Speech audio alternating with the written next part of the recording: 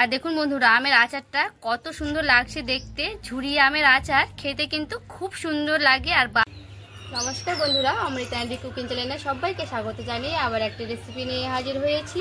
তো বন্ধুরা, আজকে আমি আপনাদের সঙ্গে শেয়ার করছি কাঁচা আমের ঝুরি আচার। কোনো রকম রোদ ছাড়াই অল্প তেল দিয়ে আপনি কিন্তু বাড়িতে বানিয়ে নিতে পারবেন খুব সুন্দর করে। তো চলুন রেসিপিটি দেখা যাক। তো বন্ধুরা, সবার আগে আমি এখানে নিয়ে নিয়েছি আম। তো আমগুলোকে আমি ভালো করে ধুয়ে নিয়ে চলে আসছি। আর সবগুলো আমি আম কিন্তু ধুয়ে নিয়েছি খুব সুন্দর করে। আর আমের খোসাগুলো আমি ছিলে নেব সুন্দর করে। কিন্তু আমি খোসাগুলো ছিলে নিচ্ছি আমের। আর এই যে দেখুন, আর আমি এইভাবে 2 পিস করে নেব।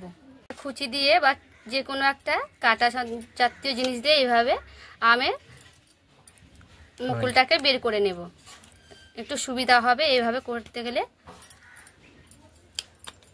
দেখুন সবগুলো কিন্তু খুব, বাকি আমগুলো আমি ওইভাবে ছিলে নেব।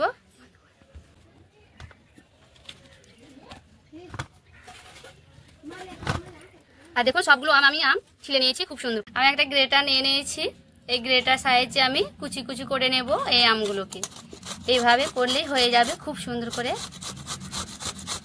দেখুন অল্প একটু হালকা শক্তি দিলেই, প্রেস করলেই কিন্তু হয়ে যাচ্ছে। হালকা প্রেসেই হয়ে যাবে খুব সুন্দর। বাকিগুলোকে আমি ওইভাবেই করে নেব। দেখুন এইভাবে আমি কিন্তু সবগুলোকেই করে নেব। হ্যাঁ, আর দেখুন সবগুলো আম আমার কিন্তু করা হয়ে গেল। সবগুলো আম আমি গ্রেট করে নিয়েছি। দেখুন পরিমাণ মতো আমি লবণ দিয়ে দিচ্ছি। লবণটা দেওয়ার কারণ হচ্ছে জলটা সেই আম থেকে কিন্তু বেরিয়ে যাবে খুব সুন্দর করে। এবার আমি ভালো করে এইভাবে মাখিয়ে নেব।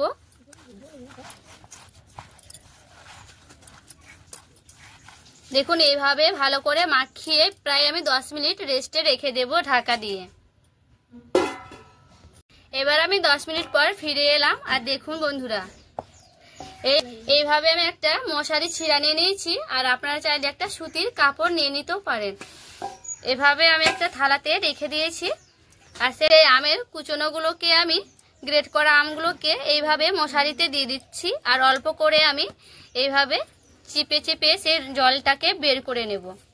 আর দেখুন এখানে আমার কিন্তু 2-3 বার লাগবে চিপে রসটা বের করতে।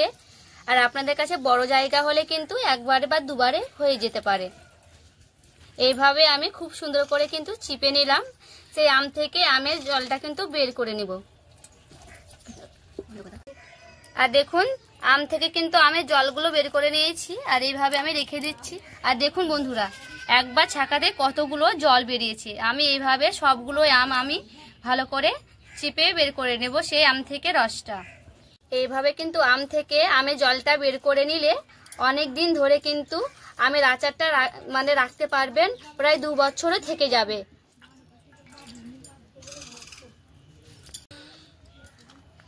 আর দেখো সবগুলো আম আমি কিন্তু জল বের করে নিয়েছি। আমগুলো কিন্তু আমি জলটা ভালো করে কিন্তু ছেঁকে নিয়েছি। আর দেখুন একটু কিন্তু আমের গায়ে জল নাই। এর উপরে আমি দিয়ে দিচ্ছি পরিমাণ মতো হলুদ, দিয়ে দেব লঙ্কার গুঁড়ো। এখানে দেখুন আমি ভাজা মশলা করে রেখেছিলাম আগে থেকে। সেই ভাজা মশলাটা মেথি মৌরি একসঙ্গে আমি ভেজে নিয়েছিলাম। সেগুলো আমি দিয়ে দিচ্ছি 3 থেকে 4 চামচের মতো দিয়ে দেব। আগে থেকে কিন্তু আমি লবণ দিয়ে রেখেছিলাম, তার জন্য আমি একটু স্বাদ মতো লবণ দিয়ে দিচ্ছি। আমি অল্প একটু বিট লবণ দিয়ে দিচ্ছি। বিট লবণটা দিলে কিন্তু স্বাদটা দ্বিগুণ হয়ে যায়। এইভাবে আমি একটু ভালো করে মাখিয়ে নেব। আপনারা চাইলে কিন্তু হাতের সাহায্যে মাখিয়ে নিতে পারেন।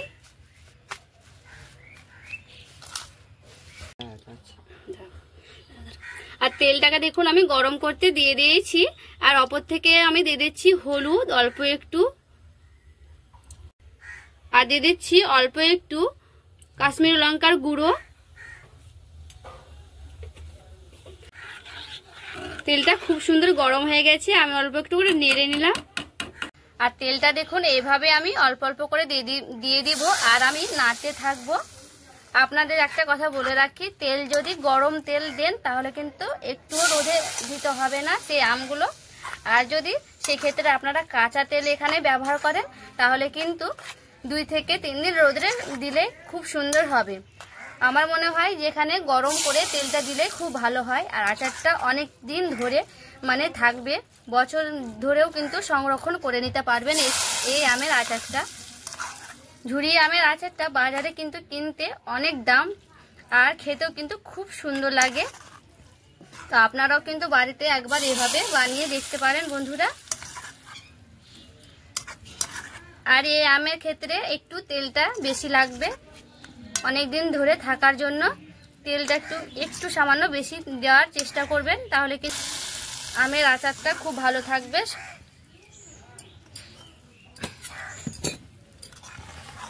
আর কখনো কিন্তু গরম একটু ঠান্ডা হয়ে গেলে বয়ামে ভরে নিতে পারবেন আপনারা।